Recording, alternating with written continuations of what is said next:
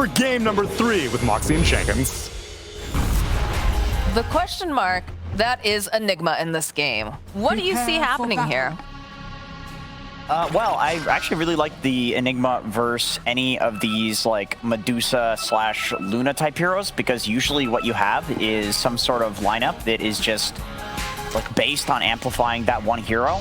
And if you Midnight Pulse Black Hole a Luna, like she is 100% going to die, and Bane is the only thing that can interrupt it through that BKB currently.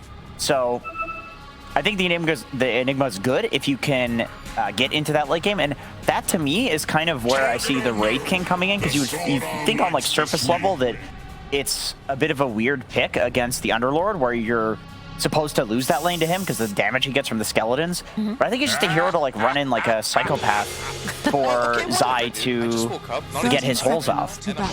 So you think it's going to be more of just like a very tanky in your face sort of thing, or because it does feel like feels like the Kunkka usually provides that role, right? Yeah, Kunkka definitely does that. I think Kunkka goes for the like tanky frontlining like BKB armlet build, whereas Wraith King, like, yes, you're going to go for an armlet, but then also there's Blink, there's like Silver Edge, so it's more like a hero that's going to run around on the map and like make fights start in like a different way from a Kunkka. Like they both do it, which that's the perfect game for Enigma, right? It's like you want multiple ways of just having some chaos happen, and then you abuse that. Yeah, a couple different entry points, so to speak. Exactly. It's all about those entry points. Okay, it'll be interesting to see how it all goes down, because I assume, you know, like you said, if the Wraith King does run in with his face, does have to be very, very careful, obviously. But if they are slow, they're trying to move away from the reincarnation, perhaps get the perfect black hole. But who knows? It is Zai playing the Enigma, of course. So this guy is no stranger to the hero, and quite a good player as well. He has a weird build, Quelling Blade, and oh, nice little Sunstrike on the range creep. Some style points right there, you know? Yeah, very nice. I mean, may as well use that early mana on Quasig Sword Invoker. It's not like you're really going to use it for early Forge Spirits or something like that, or Cold Snap. It just doesn't do anything. But it is a lot of poke, right, coming out from the side of OG. Yes. It's going to have to be very well set up. 100%, 100%. SVG's read on that that's a really good read, and I think that perhaps that's why Wraith King was also picked up. You know, you say like Kunkka already fulfills that role of starting team fights, but maybe it's like, okay, when there's this much poke on OG, it cannot just be a Kunkka. Like, we need more. So that at least to me, that makes sense for picking this hero. Yeah. Forward here over onto Taiga. A level 2 timing. That's a lot of damage. Good lord. He is forced to use that very far. Oh, it gets canceled. Oh, the first blood going to Insania. And a little tip to boot. Really well played by Liquid, pushing the lane out like this so that way they get level 2 and killing Taiga. I think if Taiga gets level 2 there, if OG has level 2, and it's just a 2v2 where they're all 2, there's no kill that happens there. Like, that's the one small window where you can take an advantage in that lane. So really well played by them. EZM is running away with the CS here right now over in this mid lane. 12-2 on the Invoker, 6-1 on Mickey. I mean, it's kind of expected though, right? It's always going to be a little bit more difficult trying to last hit against the range exort hero, but I feel like Kunkka has traditionally been considered an Invoker counter, but maybe it's more of like you'll dumpster a Quas Wex Invoker. I feel like BZM is just playing this really well. His laning, I mean, yeah, his laning is just really good.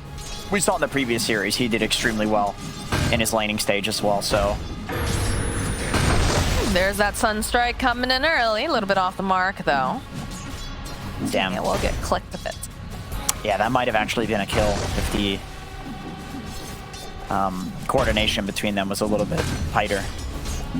Yeah, you know, whatever. Next time. It's early. It's only 3 minutes into the game. Well, you know. Well, if you're an Invoker, like the thing is, if you're Quas Exort, you're not really spending your mana like pressing things that much in lane anyway. Right. So, and you have a good amount of mana regen if you're going for like Null Tallies or Bassi or like one of these items. So you may as well use it for these like Fish Sunstrikes and, you know, Sunstriking range creeps and stuff like that. Because what's the point at sitting at 100%? BZM. A lot of damage. Just gonna have to teleport out. Doesn't feel very good to have to leave your lane, especially when you felt like, you know, you're doing pretty well in that lane. Yeah, and He's gotta walk back. Quas Exort, yeah, probably doesn't have boots. Not great at like walking back to lane, but you know, you'd rather that than to go down there for sure. Yeah, you definitely don't want to be giving the other mid laner any sort of advantage. Taiga in both of these games is just like on tons of mangoes. Insania too. We can see he picked up 4 of them. I think he started with 6. So it's interesting. 7 tangos? Yep. My dude had 9 tangos to start. All right. Was expecting a lot of harass, clearly. This is like the extension of the support meta that we've been seeing so far, which is just buying a ton of regen and carry starting with literally nothing. This is what it's come to. Just constantly feeding different types of regen to your core at all times. Wait, Soul Ring? That's cool. Okay, so 9 tangos on Insania, and that lets MATUMBAMAN have a Soul Ring for just spamming this lane. I don't remember the last time that I saw a Soul Ring Wraith. That's crazy. That is not something common. Nice here. I'm just gonna put Boxing a little nightmare. They are aware that there is a sentry, although it looks like they were aware previously, since it's at half health. So it's gonna make the shenanigans of Boxy a little bit more difficult, as Yuragi will punish him. Skip off a couple of these clicks and a Lucent Beam. Tough lane for Zai. You know, he's getting a lot of denies, as you will with Enigma, but Bane with the Luna Aura and the Luna who's going to be like, you know, glaving your Eidolons. Yuragi taking a lot of damage, though. He sat for a long time in that Midnight Pulse and don't get a kill. Well, that's one way to turn it, is to just literally kill them while they're killing your Eidolons. Boxy, he wants his kill. He does that. He's got that creep there, but Misha, gonna be just fine. Yeah, that feels bad. Enigma's definitely not supposed to be getting kills at this point, and then that's on a catapult wave. So that's going to be a bit of pressure on the tower here. Zai alone probably can't do that much. So yeah, I don't know if he's going to tank for the catapult. Middle lane have a little bit of a gank over onto BZM. Looks like they're not going to dive the tower. Tigers make his way in. The Sunstrike coming in will land over onto Boxy. Not missing that one. Yeah, that was Zai. Stylish. Dropping the Midnight Pulse, realizing that, you know, he's all alone here. They'll put a Nightmare out, put a little damage on the Eidolons. A little bit more. Should have a Lucent Beam up in a second. They won't even need it. It's going to be Misha who gets the final hit on Zai. That's more in line with that, you know, how I thought that lane should go. It's any heroes that are like, you know, totally comfortable just running out and right-clicking your Eidolons, it feels really bad to play against as Enigma. Because they kind of keep you alive by being that threat, but they can just run past them because you can just glaive them down, right-click them. 2 high armor heroes too. Makes sense. And again, it just seems like we have this little personal side battle going on between Taiga and Insania, but that's allowing a lot of space for both of these cores to be able to go and hit creeps. Kanamar's taking a bit of a lead because, you know, as the panel pointed out, Underlorad very good against a hero who's just giving him that constant, like, huge damage buffs of the skeletons. And if you're not using the skeletons on Wraith King in order to prevent that, well, then you're not using this, one of your primary abilities. Yuragi finding the kill on Boxy in the bottom lane. The Sentry Ward's been helping out quite a bit, it seems, as Misha also taking a decent amount of damage from Enigma, but back off. Bounty. Need to heal up a little. You know, Zai is one of the #1 players I think that I've seen where he like plays really aggressive right before getting 6. Okay, so I didn't do it this game, but he'll play really aggressive right before getting 6, and then he'll black hole somebody who's not expecting it. Like I always see him get early kills on Enigma. He's actually going for a 4 pick. Interesting. Yeah, I mean that's. I mean, I respect it. You know, Zai is one of those people that's going to be able to make something weird have work and set the meta. So. Yeah, both of these offlaners just don't build normal items. They refuse. I love it though. It makes it so much more fun to watch. Trying to guess like what's their next item, why are they building that, then seeing it all unfold. It's cool because it makes certain heroes viable to do these, you know, different builds. Misha making this rotation to the top lane with the Sunstrike. Brambles holding in place. The cookie is not going to save your life here. Taiga gets killed. Mickey though, they have vision. They know he's here. He just keeps running around in circles. They ping it out. Mickey. He's probably just gonna head back. This is giving BZM a lot of space here in this mid lane. allowed to push him out, and it wastes a little bit of Mickey's time here. Yeah, so this rotation that they do towards the top lane is more a result of knowing that Zai on the bot lane with the black hole, it's very likely that he's going to be played towards. He's going to use that to get a kill, so like why bother sending someone down there to die to it when you can just like, pressure the other side of the map. Although OG's not really getting any tower damage here because their heroes are not great at doing tower damage. It would be the Luna that needs to go there, but at this point, a Luna's not exactly comfortable doing that. Bottom tower is under Wants to attack. hit creeps. She's not there yet, so this bottom tower taking a lot of damage should fall to Enigma. Zai will get that, and that opens up the jungle quite a bit. So Boxy doing Boxy things here, just trying to be as annoying as possible, take away the farm from Yoragi, and they do have some nice wards here to keep tabs. Look at, you've got a couple of the entryways into this point of the jungle just warded up. So that way they can keep an eye on what Yoragi is doing, if there's any stacks, and if they need to invade. I gotta talk about the Orchid Enigma because it's so strange. Unfortunately, you can't micro the skeletons to take that off of you. No, that'd be great. Yeah, that would be convenient. Remember when people were going Necrobook Enigma, and it was kind of like you do this pairing of using the Malefice, the stun duration to like get a ton of necro damage. Enigma's actually not that bad of a single target hero as long as you've like something to actually benefit from Malefice. So I'm kind of thinking like maybe that's the concept here, that you get the Orchid and in the Malefice you get so much damage because nobody's gonna like turn and fight you, you know, during a Malefice. Right. It's like you put all the Eidolons on, maybe have like a +1. Like if you do Orchid and then black hole somebody because of the percentage damage, like they're going to die 100%. It also is like an early game item that lets you have mana regen that's not just like Soul Ring or Mana Boots. It gives you that like permanent full mana. Is he gonna use it? Yeah, he is. Taiga, you're not escaping this time. So the big thing for why the Necrobook and why this Orchid is good on Enigma is because around the black hole, when you don't have it, you still have kill threat. Right. That's the idea behind it. And so all of those other things that I mentioned, plus the fact that you're going to be a useful hero without the black hole, I think is why we built it. Amargon, perhaps a little bit too far, a little bit too deep, but they do have a big Sunstrike. It doesn't matter. There's just 3 heroes on one little Amar, and now he's dead. Mickey has a Blade Mail on Kunkka. Yep. So that is for the untargetable damage of Underlord, Luna, Invoker to a degree, who's going to be, you know, meteoring you. Pretty smart idea. Yeah, amazing. Amazing Blade Mail game. Really good. Yeah,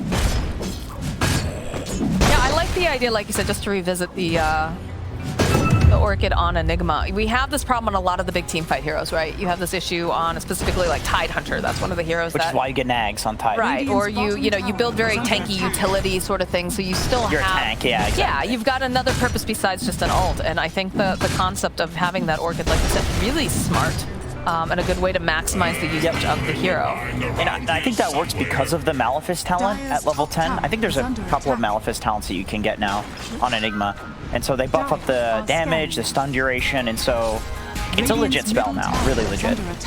Taiga opening up with that Cursed Crown as the Bedlam knows that Zai can't really do much right just yet, and the Sunstrike from BZM will secure the kill. Radiant structures. Yeah, Orchid not exactly paying off in that scenario, but you could see that Zai was really ready. Like if the Sunstrike doesn't come out, he was going to turn an Orchid plus like hit with the Eidolons, and I think you can actually kill these subs if you Malefice them, especially once you get like level 10 talent. It's like it's perma-stun. I think it was just one of those situations where he wasn't expecting everyone to be there either. No, he wasn't. Got a little bit of play here in this mid lane. A good Terrorize coming out from Taiga. The follow up the Fiend Script. They should be able to obliterate Mickey. So he's not going to be a part of this fight. Zai sitting on the back lines here. Doesn't have that ultimate just yet. They get Mickey's Courier on top of that. So a lot of damage mentally and physically in the game going out there against Mickey. He's not feeling too good about that one. No. Great positioning for Misha, wrapping around like that. He wasn't expecting that. He saw all of these heroes like hiding behind the tower and playing towards the right side. He was not expecting a Fiend's Grip to just like come from above. They kind of pincered him there, and yeah, he was trapped. Couldn't get the boat off. No, he couldn't. He couldn't get much of anything off, honestly. Dude, Amar's build, he has no points in W. He's even like considering going for the talent at level 10. It's like, do I need this? Stun? Yeah, I'll go ahead and go for it. Okay. I see you, Amar. I see you. Just doing it to keep you on your toes, Jenkins. I mean, this is like a...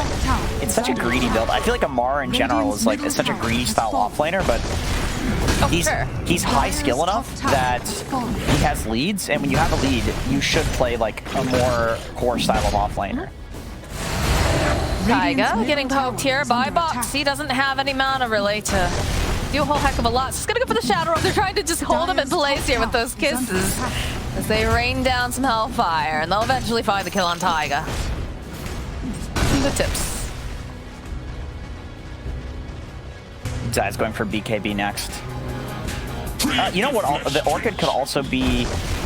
Well, I mean, you could just build a Linkage for this if you really care, but to a degree, it counters the Bane countering of the Black Hole, because if you go into a fight, you could Orchid the Bane and then, you know, I feel like the targeting has to be so, like, you'd have to be so fast and you'd have to be able to see everything, right, in order to get that off. Because, like, that was also a thought in my mind, but I was like, that's so hard to actually... Yeah, it's an option, though. It's an option. It is an option. And the more options you have in Dota to put out as Taiga, again, there's just too much damage.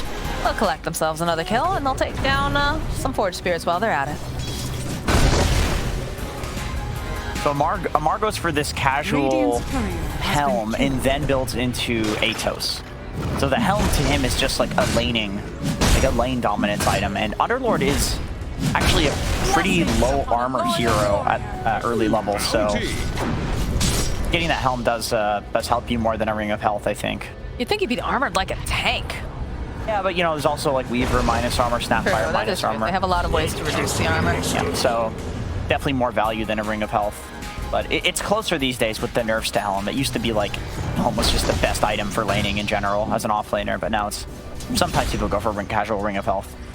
Zai did it in the last game. Atos is completed though for Amar now, so they've got multiple ways of being able to catch. Are scanning. It's weird having the Atos with only level 2 pit though. It's not that big of a stun duration. Like usually root duration, you want that pit to be maxed out, but he's super farmed because of his build. Is it just, yeah, I was about to say, is this just something that he did specifically for laning, for farming? Because you said he's very greedy. So if you're able to... Taiga walking into quite a few of Liquid again. And they'll find themselves a pick off on Mickey while this is happening. So I think you're happy with that. Especially because they don't end up getting the kill on Taiga, and they get the kill on mid instead. Yeah, Mickey's having a tough time this game. Just the grip pair with the ball. Oh, there's the combo. Yeah, he went right into that, so Foxy collecting the kill to get the Nightmare off over on Snapfire. Need a little bit more damage. They'll jump forward. Oh, the Black Hole, though, coming out from Zai will be able to hold the Invoker in place. And they should have more than enough damage to take down BZM, but they'll also be able to take down Zai. Foxy is trying to put out some more damage using those little bugs. And you can see that Matu was starting to join into the fight. Everyone's just gonna back off, and while this is happening, Yuragi continues to farm. Not top of the net worth, though, by any means. Closing in on that BKB, though. That'll be a big timing for them.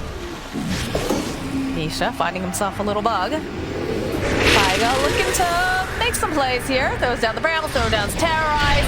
Does have Amar following up here. Wraith Fire Blast will connect over onto Taiga.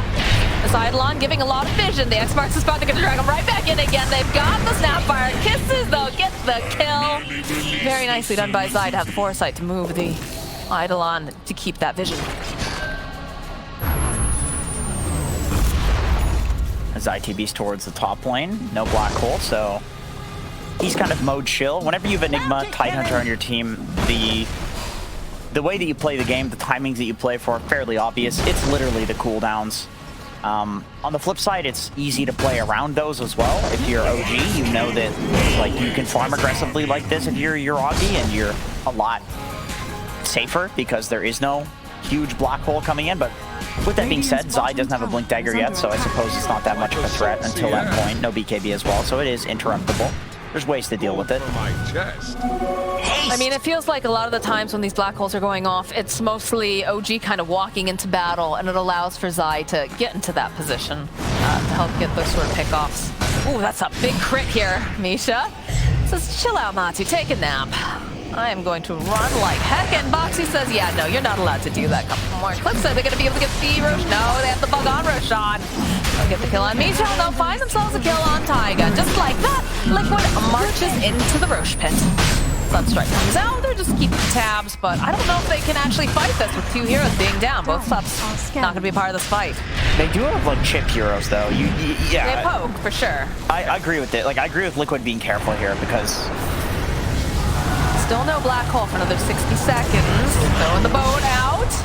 Jump over here. BCM, they've got the Eclipse, the BKB coming out from Mickey. Matu sitting a little bit low as Yuragi's running for his life. Like Amar's gonna try to just Uber himself out of the situation, doesn't want to be a part of this anymore. Actually cancels it, because the rest of the team, they're back up. A little low on mana on a couple heroes, but they're making their way back. And Sunstrike, oh, very close to Matu as he was shifting with that armlet. That genuinely could have been Roach. That could have been a death right there on Matu. Well, at least the reincarnation, right? I think you could actually lose Roach with that reincarnation. Taiga again. That part because they're already up again. My goodness. Oh, please. Yeah, just like no, please no.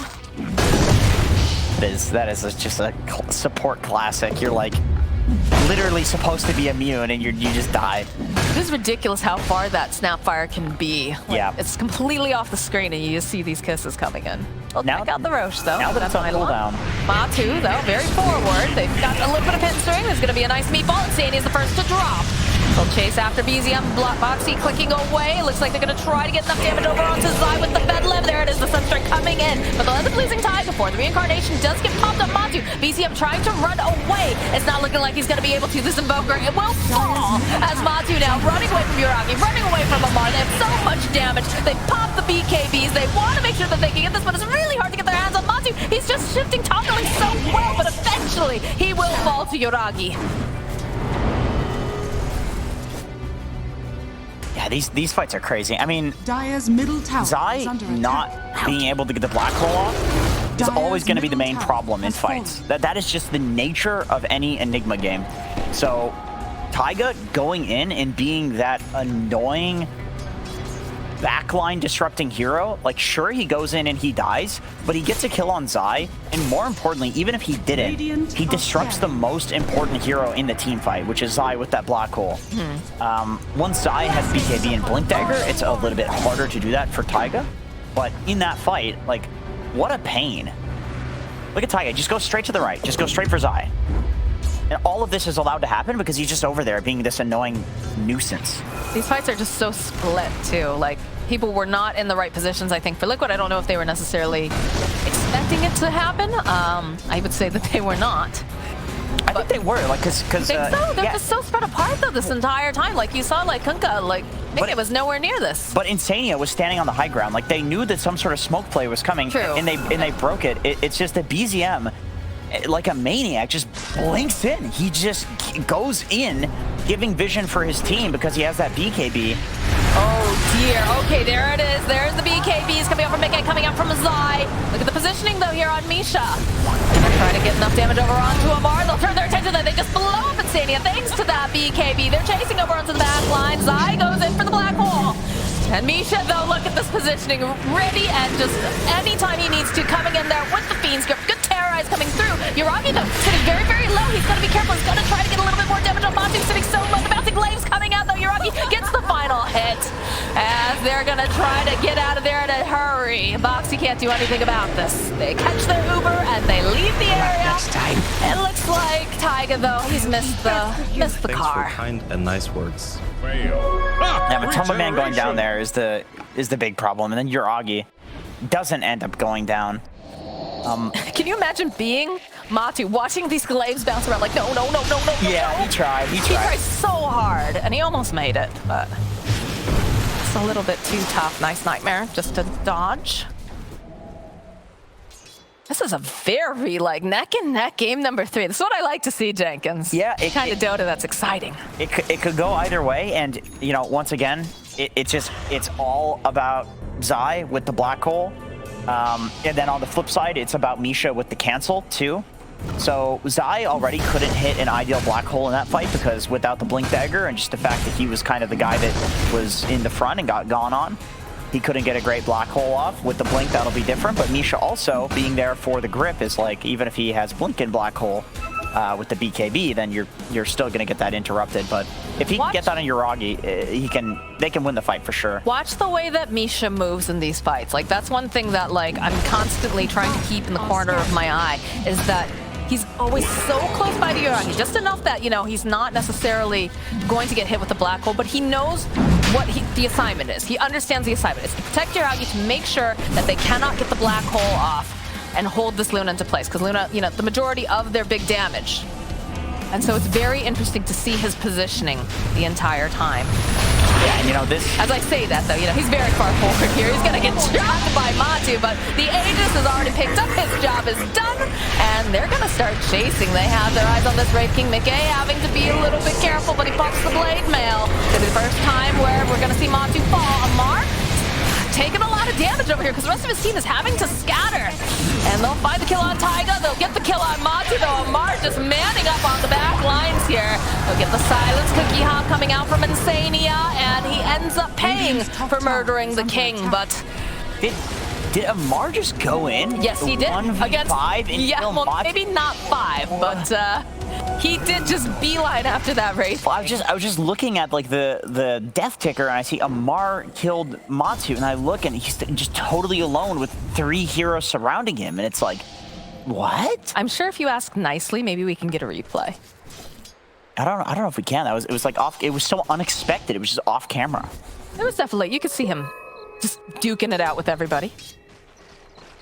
Get a replay of the mini map. That would be that'd be ideal here.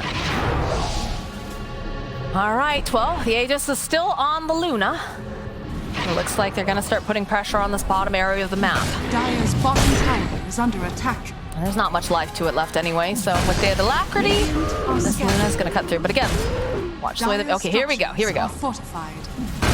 So you see how Yuragi's fighting over here, but look over here in this court with the live thing in the way. Oh, dear. He's just... So he's coming right back up, and look at this. Look how he's got the BKB active. He's just one. And he's just one guy fighting them. What? Just whacking away. Yeah, it's insane. Dire's structures Absolutely are insane. fortified. Amar the Ferocious. What the hell was Amar that? the fighter.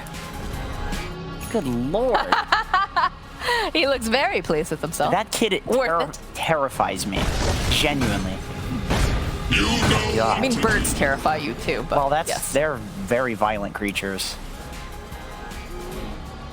Amar might be a bird, actually. Now that I'm You think thinking Amar about the it. feathered friend? Maybe. Maybe.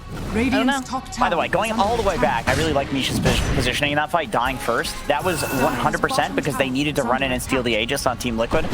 And so he just runs in and dies because he's not needed to interrupt the black Has hole. been killed. Now he's going to be more Arthur. careful with his positioning.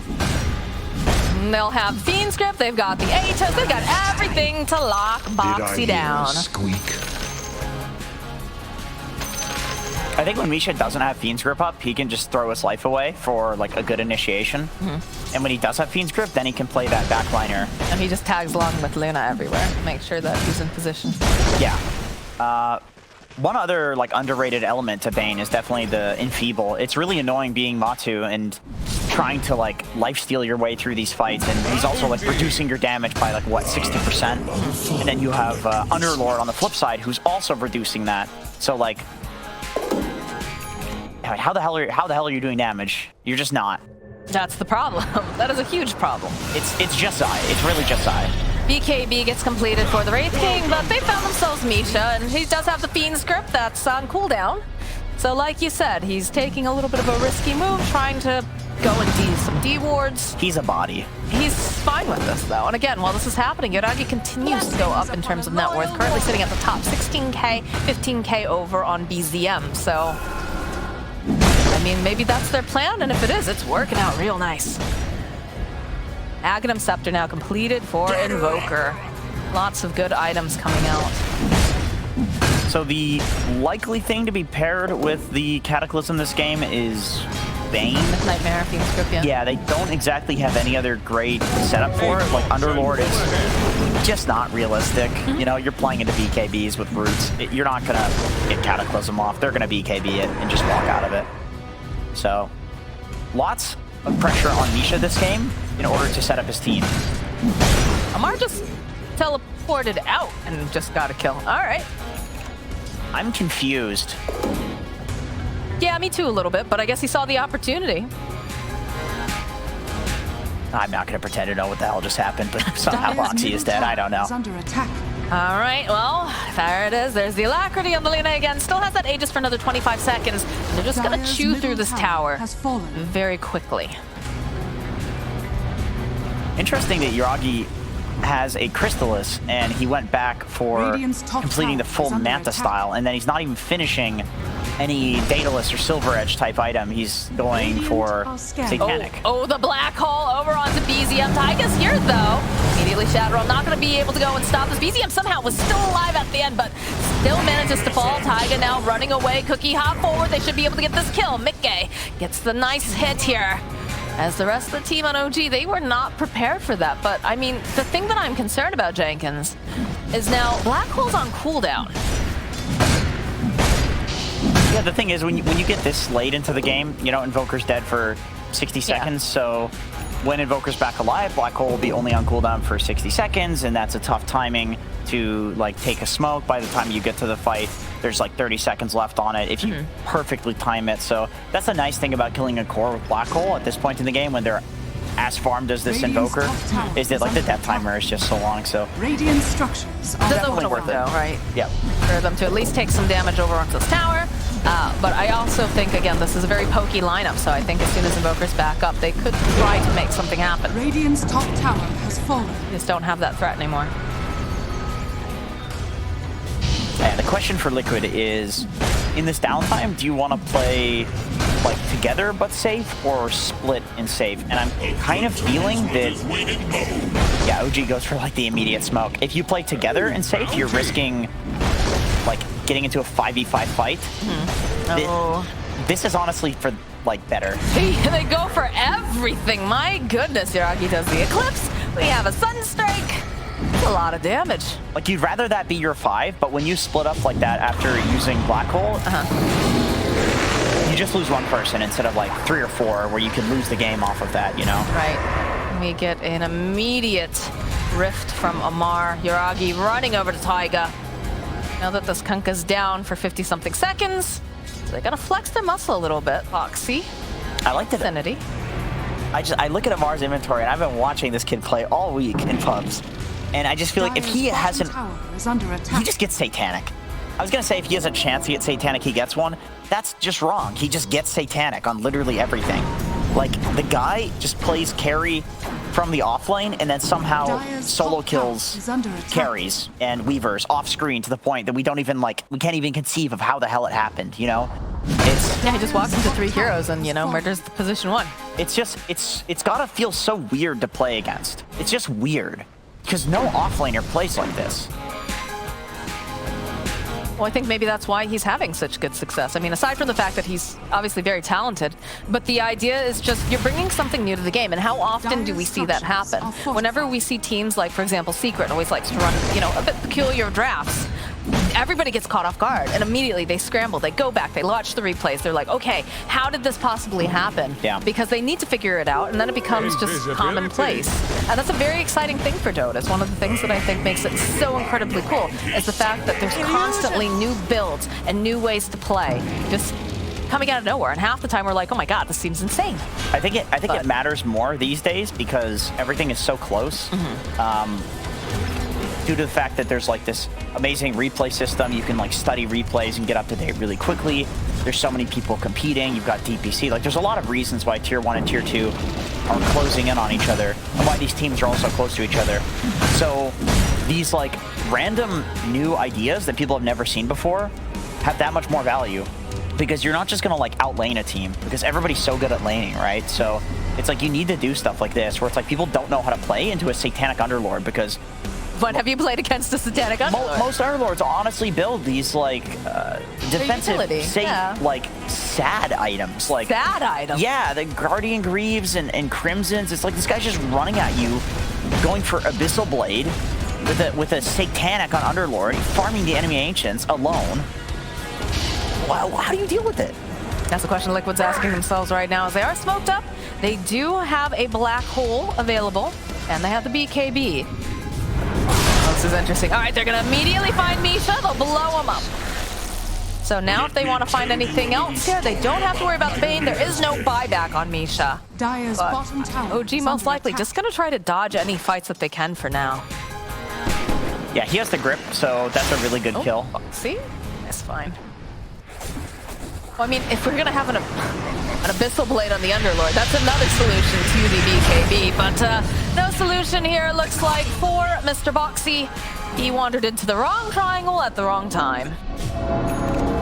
It used to be way better, Abyssal versus Enigma, because of the little jump that you got out of it. But now that they remove that, not so much of a counter. Like, you have to kind of mess up as Enigma to let somebody walk in. And I mean, you could get an Ether Lens plus Abyssal. That would work. But Zai almost has his Lincoln Sphere. It's such a cheap item these days too, so he'll have it really quickly.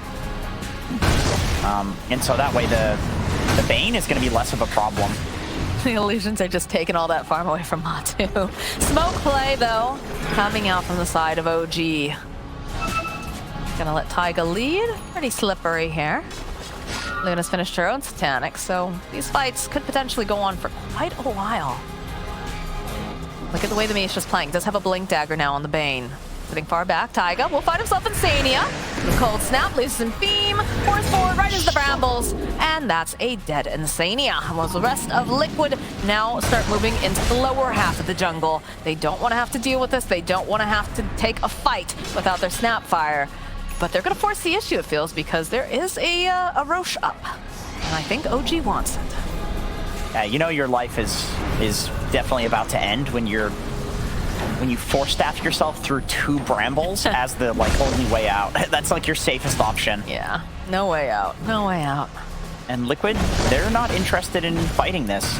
You know, I suppose the idea is like they can black hole the Invoker just like they did in an earlier fight and win the game by ignoring your Augie and just kiting him and then kill him afterwards. And they figure if they're gonna do it one time, they can maybe do it a second time. But the problem is, as SVG was talking about, we've mentioned a lot, it's like this is a huge pokey lineup from OG, and so if you're letting your Augie sit there and beam and beam and beam and beam and beam while you're quote unquote kiting him, he's really the one kiting you at that point. That is so many summons. I know. Somewhere there's an Earthshaker that's just twitching. Just like, oh, I know it's there somewhere. Somebody needs to deal with that. All right. I like this. Okay, we can see we've got the Lincolns on Zai now, so that's going to make it a little bit more difficult. But the positioning has still been just really excellent, and there's still ways to go and cancel this black hole as long as they know about that Lincoln. So perhaps they can hit the jump. BZM also, he's got his Elon disc. It's disassembled and locked, so he can use it in the black hole. Into the Terrorize. They've got the 2 Sun Strikes, and that's a dead Boxy. All right, I did not anticipate that as a combo, but they grabbed themselves a Wraith King here. I'm gonna just try to force staff off, try to run away a little bit further. They'll pop the Lincolns over on the Enigma. They ping it out. They know he's got it now. Cookie Hop coming out from Insania. They need to hold up. Oh, Misha though. Oh boy. That Midnight Pulse and those Eidolons are pesky. Honestly, a little bit of a whoopsie. Yeah, but without, once again, without grip, it's just not much of a hero. Although, looking back at that idea, it's now that there's a Lincolns, you could argue that the most important part about Bane is becoming the Enfeeble on Wraith King, as well as the kiting that comes out from Nightmare, because I don't think you're going to interrupt this black hole anymore. It's not going to be possible with Zai's positioning well, and it's Zai, so he probably will. You're not going to Abyssal it. You don't have, an Ether Lens to allow you to do that. It's just the grip. So Zai's going to get his hole off, and you have other options for dealing with it. That's what the Eon Disc 4 is on for BZM. Nice Ice Path. They're going to try to burn through this mana over on Matu. He does have the shard, though, so it's dead once. They're going to go back in again. Zai getting into position here immediately, though. Yuragi going to try to just Manta things off. That Nightmare moves away fast. They reset.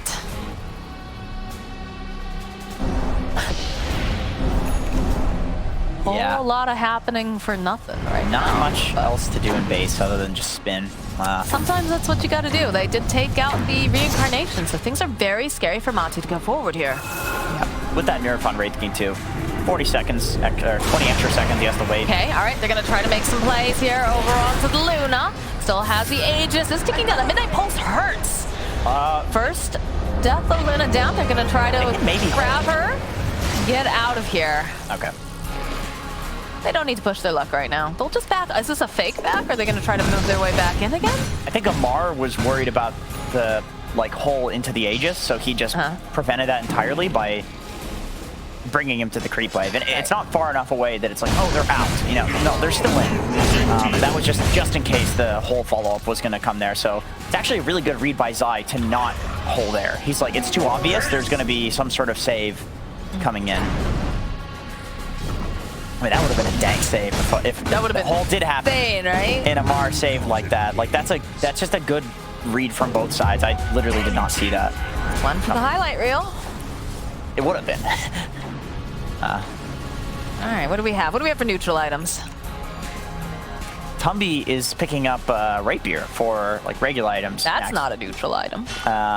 It's actually very non-neutral. It's quite aggressive. Quite aggressive, yes. So he had it queued up in the previous game as well, or the first game, I should say. And never got around to it. Never got around to it, but you know, Wraith King is one of these heroes that the rapier still is that like, you know, you're power spiking the entire game, like you're stronger than us. You get the rapier, all of a sudden like we're twice as strong as you. It used to be like that for every single hero when it gave True Strike, but now it's more so just only really good on these heroes that like benefit massively from the rapier damage, which a hero that has a built-in guaranteed crit, of course. Kind of trouble. While one-shotting people is never bad. Radiant's bottom tower is He under also has a attack. cleave talent now, for some reason, on Wraith King. So that's pretty nice as well, with the rapier. Yeah, that'll be able to help clear very, very fast and put a lot of damage for sure. They haven't really been able to move out of the base though over here on the side of Liquid. They're getting a couple more of these neutral items. Boxy, though, does get spotted out. 3 meteors. And again, that is the Aeon Disc getting popped here. Boxy trying to teleport out. I'm not sure if he's going to be able to because he gets terrorized and he gets clicked down. EZN getting the kill. They were trying to make something happen. Yuragi get in position. Misha, he can't afford to go down like this, but he will get slain. What happened during that? Did he use a Fiend Script? No, he didn't use a Still fighting. Found themselves another target. Zai going for the black holes. Only going to be able to go and grab Amar. But look at this damage that they're just able to output. Amar's not allowed to fight at all. So they will find themselves a kill. With black hole to follow up though. Got a tornado EMP, but it looks like it's just to disengage. You know, Taken down 2. it's 11k goal lead for OG, but I actually feel like Liquid's in a pretty good spot. They're getting into the late game with Enigma. There's not great ways of canceling the black hole. Zai's going to be getting that refresher fairly soon, so instead of that just being a kill on Amar, who should be, you know, completely unkillable, it'll be a kill also on Yuragi, who should be unkillable, unless they die here. Oh, they're trying to make something happen. They've got the dust, they've got the X off, but not going to be able to connect here as already BZM runs away, uses that BKB to ensure he can escape. I was not looking at the minimap. BZM just poking again, and he seems to do this on every hero, where he just blinks in, just uses spells, like, baits you into thinking that there's a bunch of people behind him so that you press stuff. And, I mean, it can be so game-ruining for your opponents to, like, get baited by that and press things, but Liquid didn't exactly take the bait there, and, you know, I suppose being game 3 in a long, intense series like this, you do tend to get used to a certain player's play style. I mean, it is a situation, right, where you're not sure about oh, goodness, okay. There was an Insanity there, but MATUMBAMAN jumping in. Knows that there doesn't have that BKB quite up and running. Zai getting into position here. He gets signs that he's trying to go. They pop the Lincolns. They just getting stunned up. He's just taking too much damage, so the buyback will pay off as Misha does come back again. Migay taking a lot of damage here from Yuragi. They need to get a little bit more damage in time. Are they going to be able to do it? They've already lost Naga. And now Matu. There is a big cataclysm. Is it going to connect though? Connects over onto Boxy. Matu running for his life. BZM, look how fast he is. He wants to try to grab him, but he's just not going to be able to close the gap. As multiple buybacks occur during that fight. So there's no Roche. That fight is just kind of like both sides are just hoping to kill an important hero and run down mid and get a Rax, but didn't really happen for either side. I think if you're Liquid, you're happy with that because you don't have Black Hole and still the fight goes decently for you. You force a buyback, you have the buyback as well, and then your Weaver dies and he gets his buyback timer out of the way. So I'm really feeling like, even though there's a 13k gold lead, if you have Enigma on your side, you're fairly happy with these things happening. OG's looking to like really pressure off of one of these no black hole timings pretty soon, especially with this next Roche coming up. I mean, that's the draw of these big team fight heroes, right? A good Echo Slam, a good Black Hole, or a Dream Core, or something like that can actually just change the course of the entire game if it happens in the manner that will maximize, you know, the damage. Speaking of damage, double damage rune. And Yuragi has an Octarine core on Luna too, so he is really trying to play like that, you know, Phantom Lance or Octarine core build where you just kind of sit at the side and like spam your abilities. So this is like fully committing to that idea of you're never going to black hole me because I'm never going to enter into a fight. We'll see if it works. We'll say it's a little bit odd, like looking at the lineup and looking at the itemization that came out from a lot of these heroes. Like, I guess the main initiation comes out from BZM, right, with a long-range tornado or something, because you don't want to have Misha that far forward. Yeah, it's like BZM or Taiga. Like Yeah. they've both been a little weird. But Taiga can only do so much. Yeah. Smoke play, though, coming out from Liquid. They're going to try to make their way out of the base, see if they can grab any stragglers. I'd love to get rid of Misha again, I'm pretty sure, but I'm gonna let Boxy scout Poochie. The refresher orb is completed now. This is a big item timing for Liquid. If they can get 2 black holes off, just turn the tide completely. We can see a huge gold swing. And Roche is up. So this is the time. Taiga gonna walk the Boxy, cookie hop, goes into that Shadow Realm. I'll drop the Midnight Post. A little bit of a hex coming out. BZM chasing after the Weaver Taiga, though, taking a lot of damage over on the side. Gonna go in for those long-range Sapphire Kisses. Taiga has himself a Yule, buys just a little bit more time. Not enough, though, so he will fall. Don't have to worry about that. There's a gem on deck. Looks like they've snapped it up. he needs 3 tornadoes, then he can survive that. 2 was clearly not enough. Clearly. Let's get more. This is the Stormcrafter that he had and the Yules, but it's not quite enough. 5,100 gold on Luna. Now, I'm thinking, like, what do you buy for this build? Because you don't really care about a Moon Shard, right? Because you're just playing from... I know that. Like, you're playing off of your Qs, which is dependent on cooldown, not on attack speed. So, Scotty? I was gonna say, I think Scotty, and then... Yeah.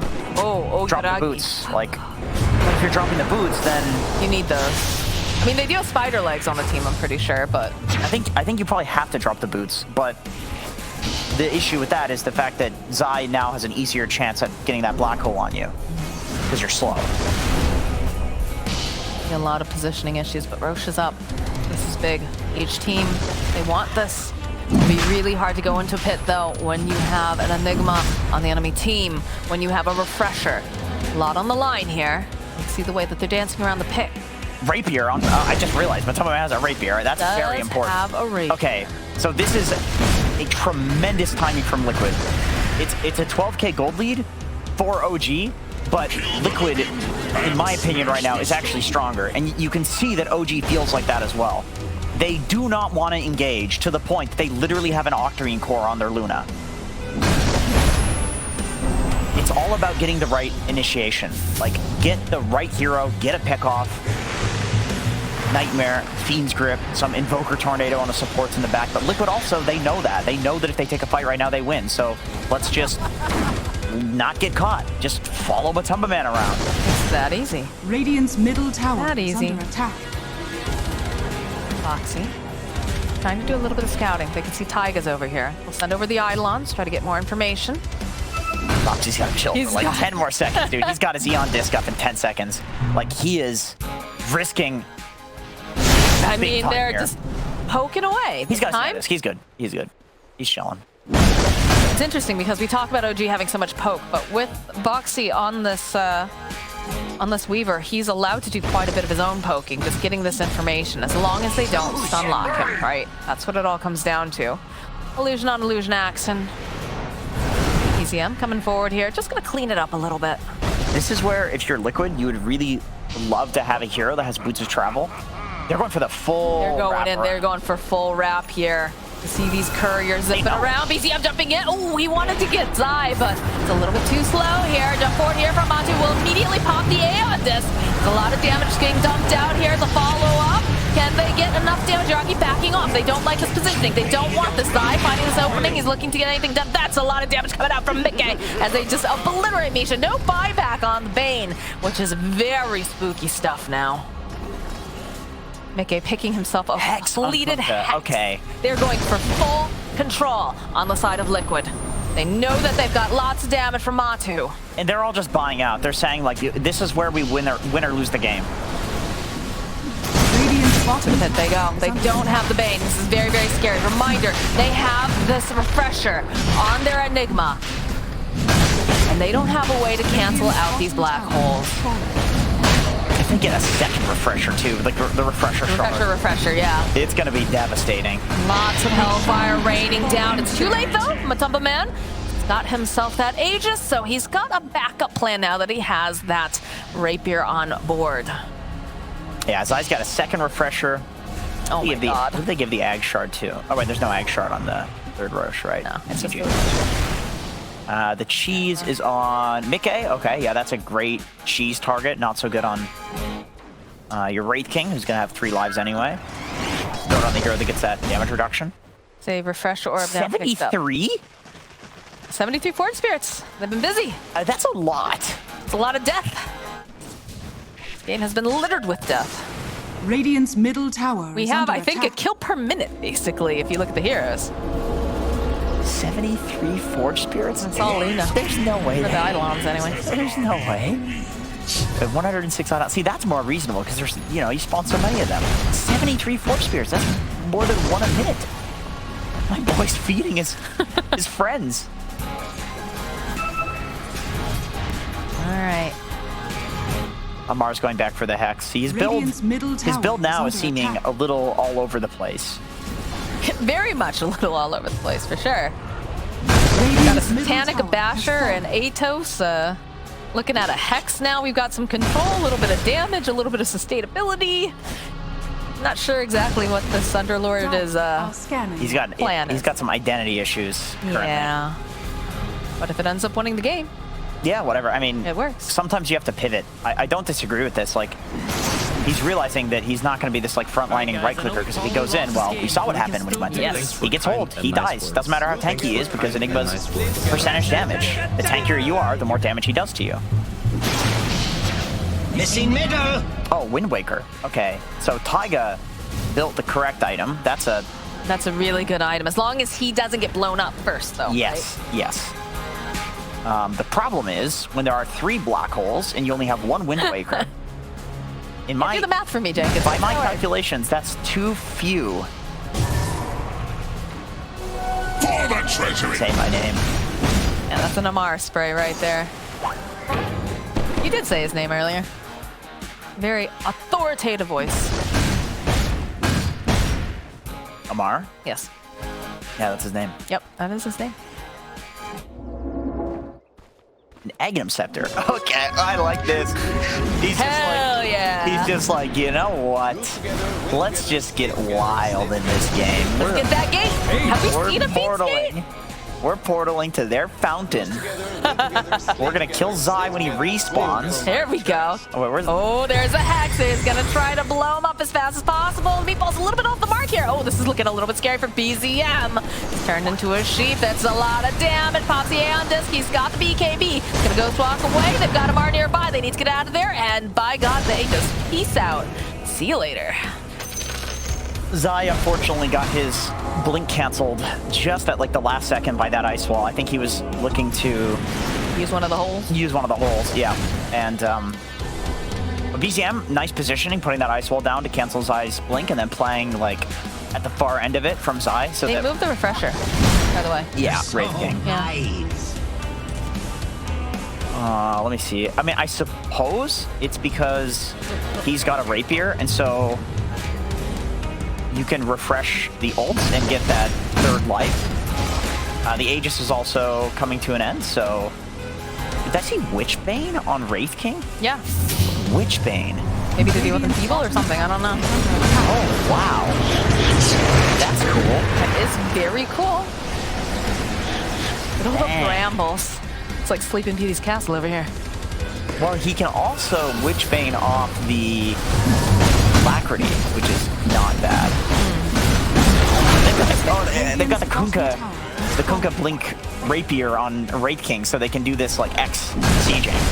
And there's not much that you can do about this. I mean, I suppose you have the Wind Waker, but then you're dealing with a... You'd have to commit pretty hard, and that's very difficult because pretty much all of their stuff has some kind of a wind-up. It's a 4-life Wraith King too, so not exactly the best thing to be Wind Wakering into your base. Definitely not. It's like inviting a bear into your house. Don't invite bears into your house, guys. It's not a good idea. They maul. They do indeed. Not the kind that you would hang out in as a kid. Well, not, I mean, I wouldn't. a lot of people are Zoomers now. They don't know what that means. No, that is true. I'm sorry. Not with Dota players. Let's be real. We're all old. Except for T-Gov. Yeah, baby. From the core of the universe. Look at him. Fiends game. Look at him. He's Pop creeping. He's thinking about it. He's like, if I had a portal right now, I could be in Fountain and in these trees right now. He's tempted. He sees all these lovely Eidolons. But he's the only one who's able to really make steps out of the space right now. It's just too difficult for the rest of the team of OG. So Mar's got to be that guy. BZM is trying to push out a little bit, but immediately, you know, backing off, getting back into the safety of his base. Smoke play coming up from Liquid. It looks like they're probably going to try to punish Amar if possible, perhaps. Now the question is, what does Amar sell for the eggs? Does he wait until he has the consumable? Is he going to sell the boots? The basher? I feel like you can't sell the boots, right? Because the boots just make him he's so slow then. Even though he does have like the blink, right? He's got that mobility item, but there's a lot of ways to cancel it out. And you don't want to be stuck in that midnight pulse. I just big don't know boy. if you want to sell Oh, it. big boy. BKBs. He's gonna just teleport on out. Throw out a little cheeky damage on the way too. Look at this. Look at the immediately. Ooh, they immediately all right. TP to the bottom area. They know BZM's down here. BZM walks right into Insanity. Look at it. He throws out the ice wall. He's going, uh-oh, I gotta get out of here. They go in for the black hole. They're gonna get rid of this Invoker right here, right now. All right. And there's a I thought the Eon disc was like, oh, you know, he might survive this, and then Matumba's just No, like, no. no, I'm gonna go ahead and one-shot him here. Well, he does have buyback, so not the end of the road. Amar has just been spending so much time up here now too. He's got it coming out. He's got his eggs, and he's getting a bloodstone. Wait a minute. Where's his eggs? Oh, the thought. There's a nightmare immediately being placed over here on Matu. Get by yet. Dire's middle tower. You were so excited. I wanted to see the eggs. So excited. Not quite there just yet. And Matu, they're gonna keep doing these cute little plays here. Just put them into sleepy mode. Force him back. Nice for Mickey to hit the torrent there, just in case the Wind Waker comes out, keeping Matsu in the base. That could be bad. Could be indeed. But they're throwing like Lincoln spheres on him, so that's even hard to do. He's so well protected, I guess is the thing, right? Like, Yeah. if you initiate on him, he's got the second life, follow up. Goes for the BKB play this time. He's like, I'm tired of being nightmared.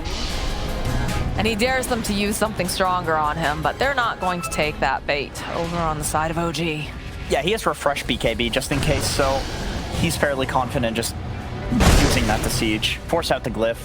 Arguably, at this point in the game, the glyph is actually worth more than the racks because like these heroes are so strong. You can take throne in literally 3 seconds, so forcing out that glyph with BKB is actually really important. We almost have 60-minute items coming out, so you know, we have this really nice timing from Liquid where they're really strong because they have, you know, Rapier and Sheep on Mickey and that sort of thing. But once you get those 60-minute items, like, things are just chaos. And that looks like the next item she's considering is the butterfly. But she's got so many items. What the hell do you drop? Yeah, exactly. That's the big question here. Yeah. Liquid playing in their own jungle. Just gonna push out this top wave. They'll stand on the Insania. high ground. He's got a Lincoln Sphere too on Insania, so that's gonna be a Lincoln Sphere that he can put on his team. That's to protect his Wraith King. Oh, Okay, the all right. Eidolons. Oh my goodness, they take an entire Rax here, so they're gonna have to send BZM back. They lose 2 Rax here. Yeah, another chaotic element of these like 60-minute scenarios is 25s on heroes. Like Enigma with the Eidolons, they do so much damage at this point. You summon like 15 of them or something. +5 demonic conversion Eidolons. Yes, so you have a full army. Yeah, it's ridiculous. It's so hard to execute fights at this point. It really comes down to like if one hero on either side gets caught out, it can be GG. All right, Yuragi trying to just force them back. It is a Luna. The Glaive's bouncing. Amar's already in position here. They've popped the BKB over on Yuragi. They're just going to take as much of the base as they can, but there is a little bit of poking back and forth here in this mid lane. Boxy continuing to try to push out the wave. Yeah, this is getting pretty spicy. I like this. Sneaky. You got one side doing this like X play to siege the high ground, and then the other side they're using Amar to rift out. That's pretty nice. I mean, either side, there's no fort on either side. Like either side could go drone at some point, and the game could just blow up. Other Sun's trying to realize they're in the pit. Immediately the smoke coming out for OG. They want to try to fight this, but this Roach is going down way too fast. Even going for the cookie hop, they want to ensure that they can pick it up. It's a lot of nice juicy toys on the ground. Except they're getting picked up on Mickey. Just gonna grab up that Aegis as well here as OG will back off. Oh, we get a giant string. Oh. Let's go, baby. Let's go. Tumba. Adds up. Big Skelly, man. Now, the best thing about this is it means he can drop the boots and he's still insanely fast. Like, when you're a Rapier Wraith King, you're so happy with this. All right, Fallen Sky. Fallen Sky, that could be very good. Put a Fallen Sky on. That's one of the worst ones that you can get. Although, if we're going for some Throne Race, like, I mean, it's good for that. Book of Shadows, too. Very nice. Very nice for. That's a weak item. You want that. You want the Stygia. You want the Desolator. Deso 2, baby. Yeah, that's like the highest damage item in the game right there. Legit. You'd rather. I was saying for positioning purposes, the Book of the Shadows is pretty nice, but I don't know. I find it to be very underwhelming. I'm always disappointed. Hey. What's Hello. up? Hello What's there. Up? Can't even see him because he's so large. Gem gets dropped on the ground. That's a dope item. That's Mirror Shield is so good. Yeah. Oh, Holy shit. Yeah. I mean, against Bane too, you're just like, well, what the hell do I do? I'm gripping myself. That came out wrong. All right. Nice. Ooh, Zai, though, is getting clipped down by some of these summons. That is a very long X marks the spot. My goodness. He is just not even able to clear that because the Look at Dead. He's just walking right. Yeah, look at this. That looks like the Book of the Dead building into an Octarine core. Very nice. Now it's Invoker. Pressure Invoker, Strength Blink. This man is fall. Oh my god. Matu, just giant skeleton man. This looks like a Dark Souls boss at this point. Yeah. High Lord Walnir. That's a skeleton boss. Yeah, he looks like that guy. He looks like him. Mm-hmm. He really does. It was a very easy. It's a super easy fight. Super easy It's boss. a really this is not looking as easy. No, this is looking tough. Force Boots. Nobody's using Force Boots? Okay, that's like the best neutral item. 0-5. Oh, they go for the black hole play over on BZM. They've had enough of his nonsense. He pops a BKB. He's got to run, though. He's got to get out of there fast. He's just throwing out meatballs, using all the spells possible. Goes for the refresher, trying to run away here. Zai, he's got the BKB. They want this Invoker, but they can't get their hands on him. He's too fast. They cannot close the gap on BZM. He's just running for his life. Look at this man. Oh, he is so enthused to be alive right now. Clearly. Fight me indeed, but you gotta catch him first. Got Arcanist armor, and we've got. To be honest, that's the look of somebody who just shit their pants. Like, is just looking. You sound like you'd be an expert. Dead serious. Yeah, you look dead serious because you're like, oh no, I'm on camera. Just got play cool. Play cool. Yeah, that was nice though. Nobody using nice. force boots. I think Zai actually used the refresher for that too. So I don't know if he used the refresher shard or the Apex. I know. Oh baby. Use the. We just have the refresher orb on cooldown. Okay. And the shard is gone? Shard is gone. Okay, so he used both, actually. So he still has one black hole left. So they're fighting into one black hole instead of 3. That's a little bit more doable, I think, for OG, but still very scary when you consider how big Mr. Matu is. Immediately, BZ, yeah, they're like, nope, get in the car, get out of here. Misha, get this car. And they're gone. Even going for that BKB. Ooh, this is a high-stress, high-tension game. Yeah, at some point, one team is going to just throne the other while all 5 versus They all have 5. buyback, too. That's why I feel like a throne play, like a surprise throne play will happen, which that's what it looked like to me that OG was setting up. Till all the trees got taken down. Yeah, that's an issue. I mean, I can basically deforest the Amazon at this point if he wanted to. Can we talk about how sad Taiga is? Like, he bought one of the most expensive items, and that's basically been it for this dude. Look at his items. That's what feels bad. Yeah. But he's got big aspirations, right? He's got the MKB and the Ags. You know what? The sad thing is, like, his net worth doesn't even look that bad because it's just that expensive. It's that expensive. It's insane. Matu clicking away on the tower. Radiant's top tower has fallen. Look at all these Eidolons. Oh my word. But, I mean, they have a good high ground defense, right? You mean, consider you've got a Luna, it's got all the glaives that are going to be bouncing. You've got the Firestorm coming off from the Underlord, and of course you've got a Tornado to help clear out a little bit and meatballs, but Oh, Zai's got his own book. it's getting silly. Very silly. This is just like a battle of the demons down here. Yeah, honestly, you just keep sending out your summons and you see don't know. which one are more powerful. I don't know who's winning.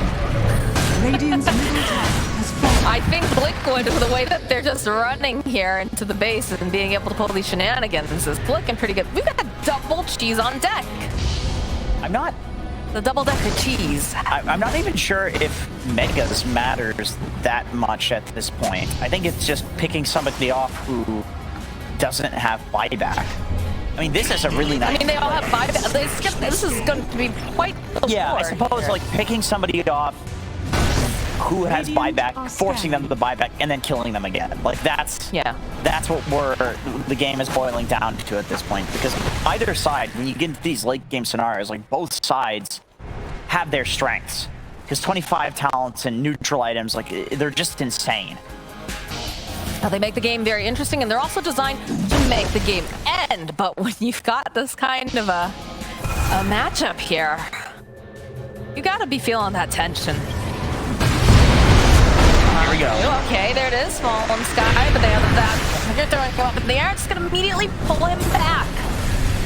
Foxy taking a lot of damage. How many Aeon do we have at this point in this game? A lot. Well, there's so many items that Boxy has a tier 5 neutral item in his backpack, and he's using Apex. Pause 4 Weaver. That sounds about right. For Just let that sink in for a second. Your position 4 is using Apex. But Tumba's like, I don't care shit. Get it out of here. He's got a giant string. He's a big baddie. Look at Amar. He's trying to man-fight him.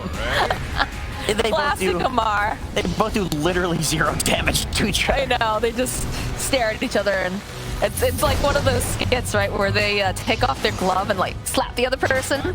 It's more to hurt their pride than to actually hurt them with this, right? It seems like a British thing to me to slap with the glove. I think it's a French or British thing. Oh, European thing in general. It's a European thing for sure, you know. I could be wrong. Have we seen a Torrent Storm yet? I feel like No, we haven't seen Waterbender yet. Since he's gotten that. the later the game goes, the better that ability is. It's just, it's so disruptive, and you know, I would imagine he is level 30 on Kunkka, or is going to get level 30, and so he's going to have all of the torrent talents. So many BKBs on deck though too. Yeah, but it lasts so All right. long. Oh, nice blink away here. But again.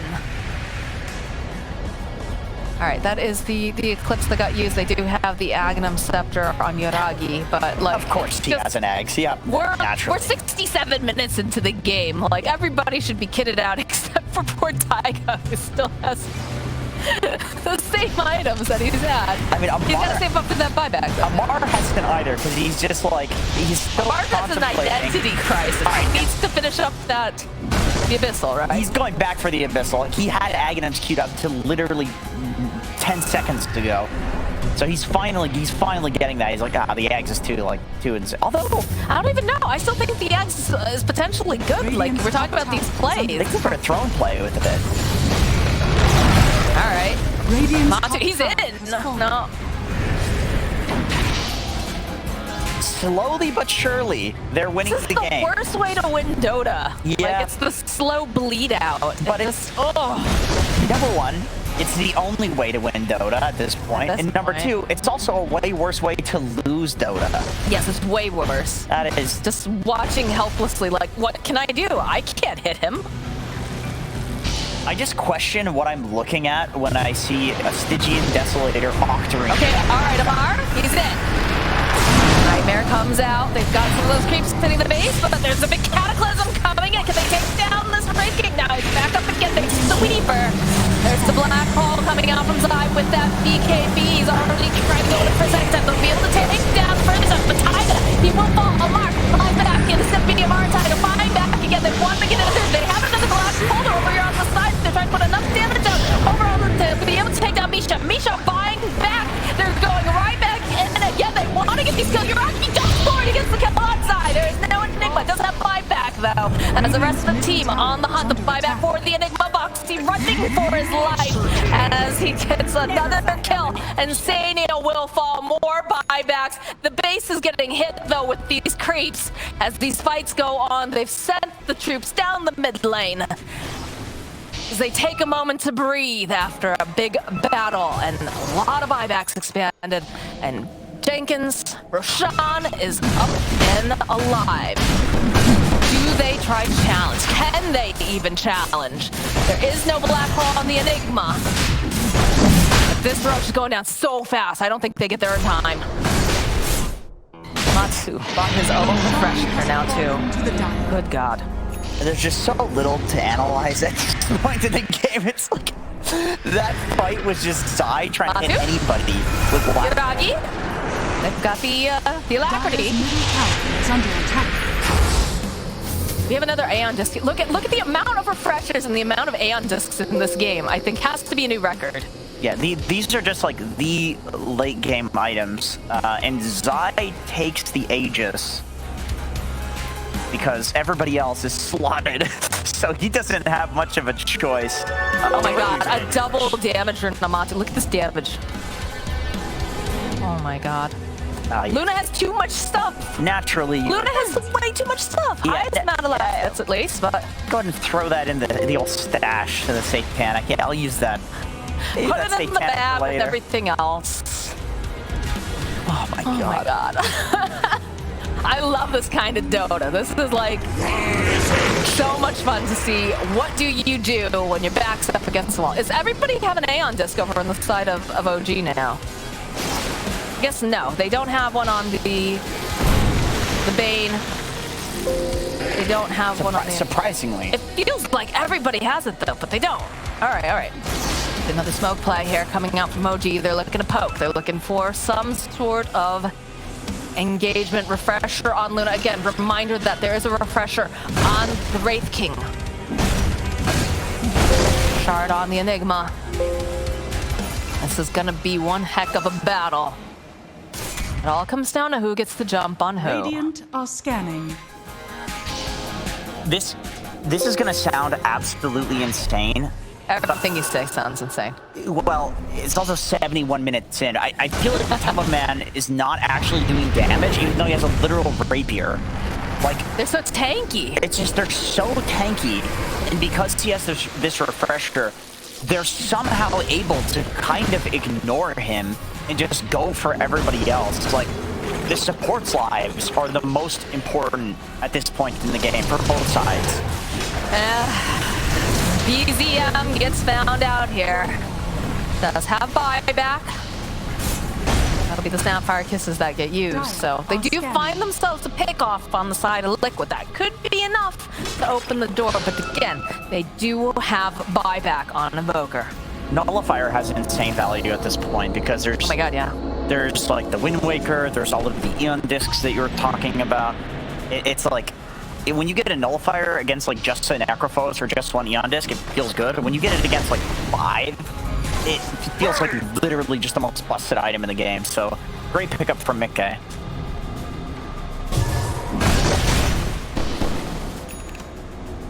All right, Liquid making their way towards the base again. Look at all these Eidolons. Yaragi just throwing out those lucent beams, trying to clear out the creep wave. And again, this is a Luna at 72 minutes in, so pretty easy to do, but it's also very scary to approach the creeps. And at this point, I'm sure that Megas doesn't even matter. Like, this is, you make this play on Liquid because it's really all you can do, but it honestly doesn't matter that much. It's going to boil down entirely to somebody getting picked off without buyback, or Zai using all of his black holes and then not having one up, and then OG just literally runs down mid. It's like, yes, it looks like Liquid is ahead in this game. Yes, it looks like they have full control of this game, but all it takes is one opening for OG and they can run down mid and instantly end the game. So it could go either way. And just cleaning up all these creeps to jump forward from Matu. He's in. He's looking to see if he can blow anybody up as quickly as possible. Amar already, though, is looking to try to get people out. He doesn't get Hex up. There it is. There's a black ball over onto 3-5. Perfect positioning, but it's not going to be able to do third base. Second black ball is going to be able to grab the Luna. They'll take down Misha. They'll take down Uragi. Uragi going to have to buy back immediately now. They do get the kill over onto Amar. They need more damage, so they need to take down this Wraith King. They'll take him down once, but he's coming right back up again. OG looking to find the entry to go and just continue this fight, but it's so hard. They almost managed to get the kill. Like, oh, all right, oh, Uragi, he goes in very, very deep. He's got to run. The Matu's hot on his heels. They're going to chase him. The Hex comes out from BZM, though. Can they keep it alive long enough so that Uragi can get back into the bounties? Too much damage.